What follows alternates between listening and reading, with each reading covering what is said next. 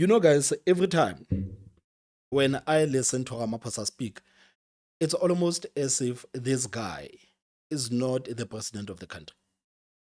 Every time when you listen to Ramaphosa speak, you would actually get the feeling that Ramaphosa and the ANC are sitting on opposition benches and there are people that are running the show, and these people are doing a horrible job, and it is the job of the ANC as the official opposition to call these people out because these people are not doing what they are supposed to be doing. This is a feeling that you will get every time when you listen to Ramaphosa. These people speak as if they do not have any powers to deal with anything that we are facing in this country today. You know, when it comes to Ramaphosa, when it comes to identifying the issues that are facing this country, Ramaphosa is number one. Ramaphosa will tell you all of the issues that are facing the country today. Meaning that these people that are in government, they know all of these issues that are facing us today. It is no use for us to come on these platforms and continue to talk about these issues that are facing us today and trying to raise an alarm to say, guys, the country is falling down. These people, they know for a fact that the country is falling down. But somehow there is no political will from these people to actually tackle these problems that are facing us.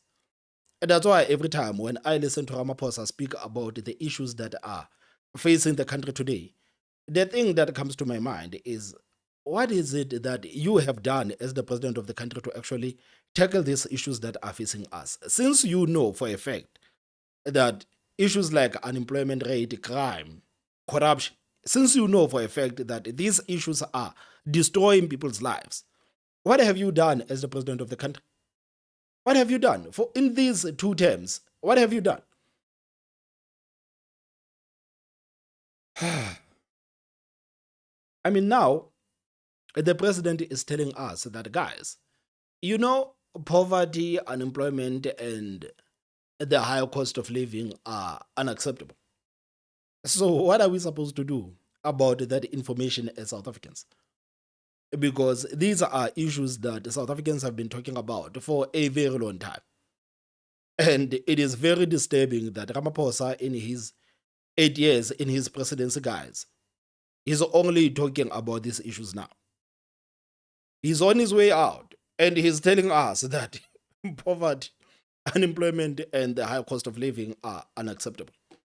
He's not telling us that, guys, this is what I have done as the president of the country to actually deal with poverty, unemployment, and the high cost of living. This is what I have done as the president of the country. I know that you are going to judge me. I know that you are going to judge my legacy, but I'm going to defend myself and tell you what I have done as the president of this country. No, he's not telling us that. He is telling us that, guys, poverty, unemployment, and the high cost of living are unacceptable. He is no different from these politicians that will come into your neighborhood and tell you about the issues that you are facing and promise to deal with these issues that you are facing.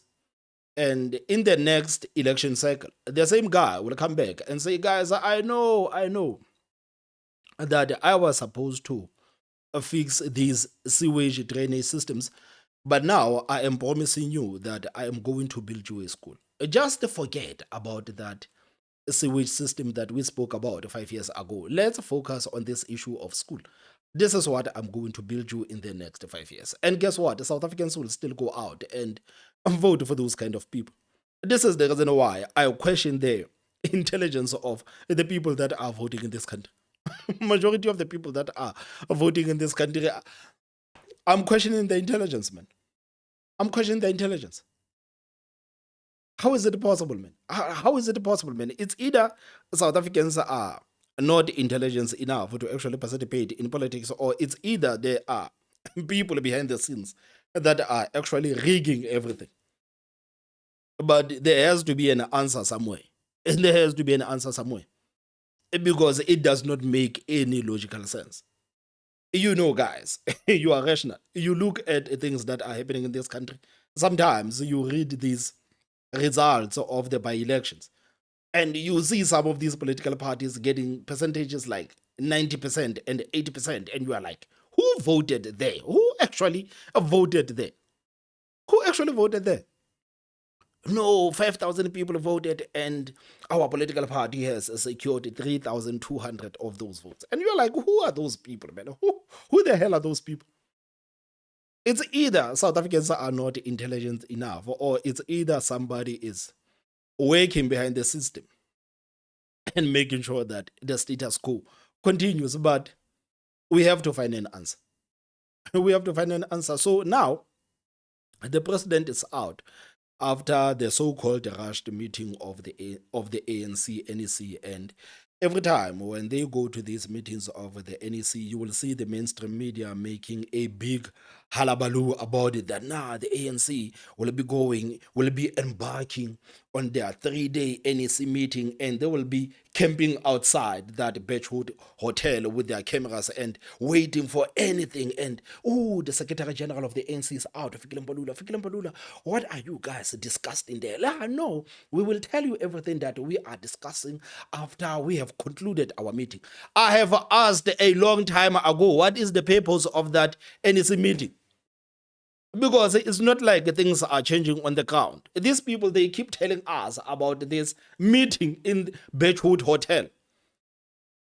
Almost every 3 months, these people we are going to the NEC meeting, and the media will be making a big deal of it, that no, the ANC is going to the NEC meeting. And the ANC will go to the NEC meeting, they will come out and they will say that these are our resolutions, these are things that we have agreed on as the African National Congress. We are going to deal with this issue of water, and we are going to deal with this issue of electricity. Guys, we know that you don't like what is happening with crime, and we are going to deal with crime. They will close their book and they will say that these are the resolutions of the NEC meeting. You will never see any changes. You will never see any changes. I still do not understand what is the fuss about. I don't understand the fuss. What is the fuss about? Because it's not like what these people say on these podiums actually comes into fruition. It is not happening. It is not happening. What is the fuss about? What is it that the media is fussing about with the ANC NEC meeting? Because as an average South African, I'm looking at these people and working there and with their convoys and wasting taxpayers' money there and pretending to be important there, speaking that rubbish comrade English, the comrades, and speaking nonsense there, pretending to be important there, pretending to be discussing issues that are facing us. I'm sure when these people are sitting there in the NEC, they are discussing their business dealings, man. Like, what do you think about that deal with Ket Matlala, man? Like, is Ket Matlala coming through? Yeah, Ket Matlala told me about the Brian Molefe, not Brown Mokgotsi, and they said that Brown Mokgotsi is waiting for a confirmation. Yeah, Brown Mokgotsi told me that Mo Mela is gonna send that 100 million. I'm sure these are things that these people talk about in that ANC NEC meeting. I don't think that these people are sitting there and they are like, guys, we are worried about the state of our country, guys. We need to do something as the African National Congress. We cannot allow what is happening right now to continue happening. We need to do something. I don't think that these people are talking about these things. I think these people, they get there, they talk about their deals in Busasa, they talk about their parties, they talk about buying their children new cars and sending their children to overseas, and I don't think they talk about the issues that are facing us. I actually don't think so. This is the reason why I do not understand what is the fuss about. All the media will be there. Everybody will be there. Everybody with their mother, they will be there, trying to get a piece of something.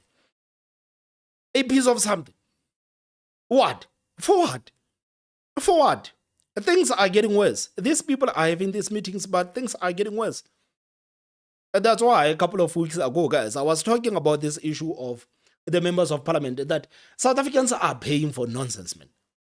Let's be honest, guys. We are paying for nonsense. How many members of parliament do you know? There are hundreds and hundreds of these people. There are people that you have never heard of. You don't know what these people are doing. They are camping there in parliament, saying absolutely nothing, earning 120,000 per month. And these people, they still get the benefits that you, as an average South African, you will never even be able to dream of these benefits. That's how extensive they are. They are getting millions and millions of rands. every year. Millions of rands for absolutely nothing. Absolutely nothing. This political system in this country, guys, like, it is nonsensical, man. It is nonsensical because right now South Africans are being forced to pay for politicians that are doing absolutely nothing for them. Absolutely nothing. Nothing. These people, they are sitting there, they will be like, yeah, this is the joint committee of the appropriations, and we are talking about the bills and the budget. Nothing is getting better. Nothing is getting better. They are sitting there in those joint committees talking about the police work, talking about the social development, talking about the land, and nothing is getting better. If anything, these people are getting rich, while South Africans are getting poorer every day. But somehow, these poor South Africans are forced to pay for these people to sit there in parliament and do absolutely nothing. I don't see the work that these people are doing. I'm looking at parliament. I don't see anything that these people are doing. I'm looking at the government. I don't see absolutely nothing. You look at our municipalities, you look at the councillors, like there is absolutely nothing that these people are doing. Absolutely nothing. But sitting in meetings and pretending to be doing some kind of work, no, they are number ones. Oh, we are number one. We are sitting in this joint committee, and me and Songeso Zibi are chairing this committee. Like, chairing this committee for nonsense, for absolutely nothing. The same thing with the ANC. They will be like, no, the ANC NEC meeting is different from the National Working Committee. It doesn't matter. It doesn't matter. They all come out with the statements that means absolutely nothing. People's lives on the ground are not changing. While these people are coming with different statements, people's lives on the ground are not changing. They're not changing. And these are people that are sitting there and witnessing the rot. They are witnessing the rot, and they are doing absolutely nothing about it. And none of these people are shameful enough to say, but guys, how is it possible that we still drive around in convoys and costing hundreds and millions of rands possibly a day? Why don't we tone down on these convoys? Why don't we tone down on these excessive securities? These people have so much security detail, you would swear that average South Africans are their enemies. You would swear that average people would attack them. And how many politicians have been attacked in this country? How many of them? But now that Mkonazi spoke, we know that these people are protecting themselves against these criminals that they are conducting business with. It has absolutely nothing to do with the fact that the country is a violent country. It has absolutely nothing to do with the crime that we are facing as average South Africans. It has everything to do with them protecting themselves from these people that they are conducting these dirty businesses with. This is the reason why they have all of these excessive securities. Because it makes no sense. It makes no sense. You will see somebody like Nomvula Mkwenyane walking out with security, like people like walking around her as if she's some prime minister of Britain or something. And you're like, what is the contribution of this lady? What is this lady contributing in this country for us as average South Africans to actually pay for her to live this kind of life? What is it that she's contributing in our lives? Paul Mashatile, 20 cars. How many cars is Paul Mashatile traveling with? 11 cars, 12 cars. For Paul Mashatile. For what? For what? For Noda. For absolutely nothing. Absolutely nothing. They contribute absolutely nothing. But you are paying for everything. It is so unfair, man. Like, it is sad that South Africans are contributing everything while they are getting nothing. I mean, like, why should one person, man, be escorted around with 10 cars? It makes no sense, man. It makes no sense. These people just want to feel important, man. They want to feel important. They want to rub it in the face of average South Africans that, yeah, we are their leaders. We are the leaders. You remember that Fikile Mbalula a couple of days ago was speaking about these people that are called the leaders and how it disgusts them that now everybody is called a leader, man. Like, on that point, I'm with the Fikile Mbalula. It absolutely disgusts me, man. You will see how people treat these politicians. People treat politicians as if they're some demigods. South Africans love their politicians so much. This is the reason why South Africans do not even mind tearing up their own lives, tearing up their own infrastructure just to please the politicians. You remember what happened with July 2021 unrest, the people in KZN. You remember some of those people acting barbaric, man, burning down businesses and destroying people's livelihoods just because they were fighting for Jacob Zuma. Just like right now, Julius Malema will be facing sentencing on the 23rd of January 2026. You go on social media, you see these people that have been with the you see the things that these people are putting on social media. That no, if they dare try to arrest them, we will tear this country down. This is how much South Africans love their politicians. And this is the reason why the likes of Ramaphosa, they continue to spit in the face of the people of this country every chance they get. And that's why politicians, man, I'm sure they are sitting there and they are doing the spitting contest. Let's see who can actually spit more in the face of South Africans. Whoever can spit more in the face of South Africans, this guy will be a president of the country. You deserve to be the president of the country. There's absolutely nothing that South Africans are getting from these politicians and their thousands of political parties and these excessive costs that they come with. It is nonsensical, man. It is nonsensical. And sorry, guys, I was never supposed to go this long. I was never supposed to get this long, but these people, man, they annoy. They annoy me. They annoy me so much. They annoy me so much. And you have these South Africans like that are treating these people as if they're some gods or something. Like, my leader, oh, my leader. My leader, nothing. When these people are doing nothing for South Africans. Just listen to your president. Listen to him. The intractable impact of poverty, unemployment, and the high cost of living on the daily lives of South Africans is unacceptable. The persistence of low-growth economic growth, severe unemployment, and the impact of global trade instability requires that we should take action. We must therefore accelerate the pace and massively scale up the efforts that we need to take. Yeah, after 30 years. After 30 years now, they're like, yeah, maybe we need to do something about these issues. After 30 years. And now they are no longer the majority. They are saying all of these things after 30 years. And that's what actually makes these people to be absolutely unbelievable and to be disgusting, that they will come out and say things like this after 30 years. Imagine. Must therefore accelerate the pace and massively scale up the efforts that we need to take.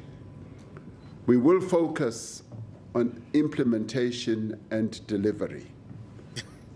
So it is going to be implementation. Specific. So it is going to be lies, and more lies. To be implementation.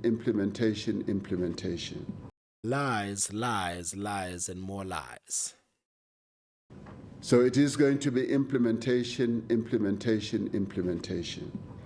Specifically, we have identified 10 priority interventions to reignite growth in our economy. The first intervention is to use electricity tariffs and investment in transmission infrastructure, that is the grid, to drive economic activity. Among other things, this means preferential electricity. I mean, guys, nobody can convince me. Ramaphosa has given up. Ramaphosa has given up. Like, there's not a single person that can actually convince me that Ramaphosa still wants to be the president of the country. Just look at him, man. Look at his demeanor. Look at his facial expression. Look at his shoulders. He has given up. He has given up. He no longer wants to be the president. You remember that there were reports that he actually wanted to quit at some point. And the ANC, they said, no, man, you cannot quit. Just imagine, man. These scoundrels of the ANC forcing Ramaphosa to stay so that they can continue to loot. They know that he is a soft president that is indecisive. There's absolutely nothing that he's going to do. he loves the ANC more than he loves this country. So he obviously is going to allow them to do everything. I think even if Fikile Mbalula once spoke about Ramaphosa wanting to quit at some point, and the ANC said, no, no, no. We are eating nice here with the criminal syndicates. We want you to be the president of the country. No, you need to sit there. We want you as the president of the country, man. You cannot stop the flow of the corruption that we are doing. So we want you to continue being the president of the country and presiding over this country while we are turning it into a narco mafia state. He has given up. Ramaphosa has given up. He has given up. He's just waiting for 2027 right now to formally exit from the ANC, and this guy has totally given up as the president of the country. Like he has given up. I don't think he wants to be the president of the ANC anymore. I don't think he wants to deal with South Africa and its problems anymore. He has enough money. He will be rich anywhere in the world. I don't think that he wants to continue to deal with us as South Africans. I think he has had enough. Ramaphosa is before. Ramaphosa is before. He has given up, guys. Electricity tariffs for ferrochrome and manganese as well as steel. I mean, he does not even inspire any confidence. You are as the citizen of the country, when you are watching your president speak, you need to be able to say that, yeah, man, the president is giving me that thing. We know that things that are not perfect, but the president is giving me that thing. No, not Ramaphosa. I mean, when you are watching Ramaphosa, you get depressed. You get depressed. We will fast track the transmission development plan to establish or to install 14,000 kilometers of transmission lines for our electricity grid. The second intervention is to accelerate the recovery of our freight and logistics sector. Progress is being made in this regard, but we want to fast-track this. This includes the implementation of Transnet's recovery plan, private sector participation in rail and port operations, and upgrading of export corridors. I don't want to lie, guys. I honestly feel like the president is saying these things because they are written on his tablet and he's just saying them because I have to say them. I'm the president of the organization, and yeah, it is my responsibility to go out and say these things. But you can tell that he does not even believe in what he's saying. He does not even believe in what he's saying. He's just talking. Just talking. Like, can I please get through this nonsense? Can I please, okay, we will fix Transnet, we will fix ESCOM, and we will put money into the small business. He's just saying things. Like, he does not even mean what he says. And he does not even say what he means. He's just talking. He's just talking. Like, he has given up, man. He has actually given up. He has actually given up. You remember when Zuma actually went out? Zuma still wanted to be the president. At least he still wanted to be the president, man. He was not happy with the fact that he was forced out. But Ramaphosa, you can tell that Ramaphosa is fed up. He's fed up. He has given up totally. He no longer wants to be the president of the country. So as far as I'm concerned, we don't have a president, guys. This is breaking news. We do not have the president. It is sad, man, that we are in this position today. It is sad. I'm sorry, guys. I was never supposed to go this long. What are your thoughts? Please tell me what you think in the comment section. Don't forget to hit the like button at the most important part. Subscribe. My name is Thomas Baba. So I will see you next time. Bye-bye.